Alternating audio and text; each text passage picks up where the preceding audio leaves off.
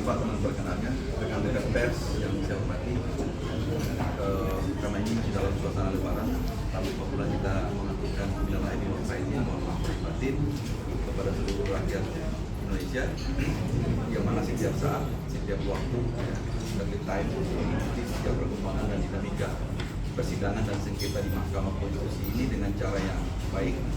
Dan kami juga tak lupa menyampaikan terima kasih yang sebesar-besarnya kepada TNI Polri yang mana telah memastikan seluruh tahapan dan proses ini berjalan secara kondusif sehingga Mahkamah Konstitusi sampai dengan besok nantinya insya Allah akan menyelesaikan seluruh tahapan dan agenda konstitusionalnya dalam rangka untuk menyelesaikan sengketa Pilpres 2024 ini.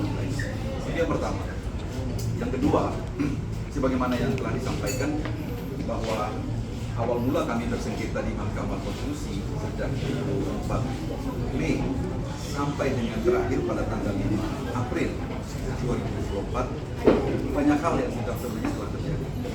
Yang pertama saya ingin katakan bahwa proses persidangan itu walaupun dalam konteks speedy trial, tapi Mahkamah Konstitusi telah berhasil untuk betul-betul menjalankan fungsi dan kewenangan konstitusionalnya dengan cara yang benar, dengan cara yang baik, dengan cara yang imparsial, objektif, memperlakukan seluruh pihak yang bersengketa itu secara proporsional tentunya. Jadi tidak ada yang diistimewakan.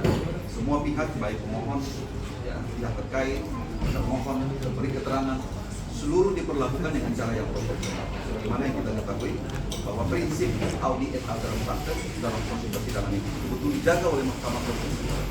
Ada kuota waktu diberikan secara sama, ada kuota untuk pemberian keterangan, ya, saksi, ahli, alat bukti dan segala macam, semuanya diberikan secara seimbang dan sepadan tentunya. Jadi tentunya ini kita harapkan bahwa nantinya seluruh proses ini akan melahirkan satu prinsip yang kita kenal sebagai bagaimana untuk menegakkan keadilan substantif itu betul-betul terjaga dan terwujudkan melalui para hakim Mahkamah Konstitusi nantinya. Yang kedua, yang ketiga, kami ingin katakan bahwa oleh karena seluruh rangkaian proses persidangan itu sudah dilangsungkan dengan cara yang sangat partisipatoris, yang sangat transparan, ya, tidak ada yang ditutupi, semua alat bukti dibuka dalam persidangan yang terbuka, tidak ada yang di skip, semuanya memang disaksikan langsung oleh masyarakat melalui persidangan yang terbuka ini.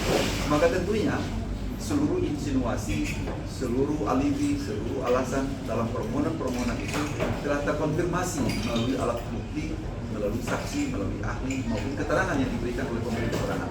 Kebetulan pemberi keterangan di sini ada dua pihak, yaitu pemerintah sendiri yang mengutus 4 orang menteri terdiri dari 2 Menko dan 2 Kementerian Teknis, dan tentunya Bawaslu sebagai pemberi keterangan. Kami sebagai pihak terkait atau sebagai pihak dari Presiden terpilih Pak Prabowo Subianto sebagai kuasa hukum yang setiap saat bersidang di Mahkamah Konstitusi juga diberikan kesempatan yang sama untuk bagaimana tentunya meng-counterplay seluruh alat bukti, seluruh saksi, keterangan dan seterusnya dalam persidangan yang tentunya juga dilakukan secara terbuka untuk umum.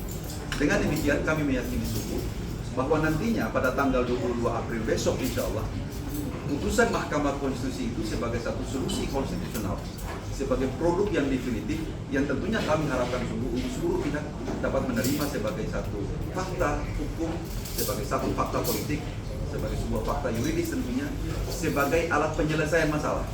Jadi hakikatnya pengadilan ini kan dibentuk di seluruh dunia ini menjadi suatu asas universal. Pengadilan atau lembaga peradilan itu dibentuk untuk bagaimana mengakomodasi perdebatan jalanan menjadi perdebatan yang beradab. Sehingga dengan demikian apapun yang diputuskan oleh pengadilan tentunya kita hormati dan hargai sebagai satu bentuk penyelesaian dengan cara yang beradab, dengan cara yang baik, tentunya untuk diterima dan sekaligus untuk mengakhiri seluruh dispute yang terjadi di kalangan kita sendiri. Yang keempat, saya ingin katakan bahwa agenda ketatanegaraan ini menjadi sesuatu yang sangat krusial. Sehingga dengan demikian dalam undang-undang itu sendiri telah membatasi, telah mengatur sedemikian rupa limitasi-limitasi yang diatur agar barangkali dalam berproses itu, dalam bersengketa itu ada akhirnya. Karena kenapa yang saya katakan, berkali-kali saya katakan dalam berbagai forum, bahwa kita itu menganut prinsip litis finari opponent, bahwa setiap perkara, setiap perselisihan ada akhirnya. Dengan demikian, ya, dalam beberapa bulan ini banyak energi yang terkuras, ya, perdebatan-perdebatan baik politik, akademik, maupun perdebatan-perdebatan yang menguras emosional dan seterusnya, kami himbau agar nantinya dengan putusan MK ini dapat mengakhiri semuanya. Karena kita sudah percaya bahwa MK telah melaksanakan tugas dengan cara yang prudent, dengan cara yang kredibel. Maka apapun hasilnya, apapun produk putusannya, kita harus terima dengan cara yang lapang dada. Dan kita harus menganggap bahwa itu adalah satu penyelesaian yang tentunya sangat bermartabat. Dengan demikian, kita akan melangkah kepada agenda-agenda ketatanegaraan selanjutnya, bahwa nantinya pada tanggal 20 Oktober 2024 itu salah satu agenda yang sangat krusial bagi bangsa ini adalah pelantikan presiden dan wakil presiden terpilih, yang tentunya secara definitif yang telah diuji melalui seluruh tahapan dan proses dan rangkaian yang cukup panjang.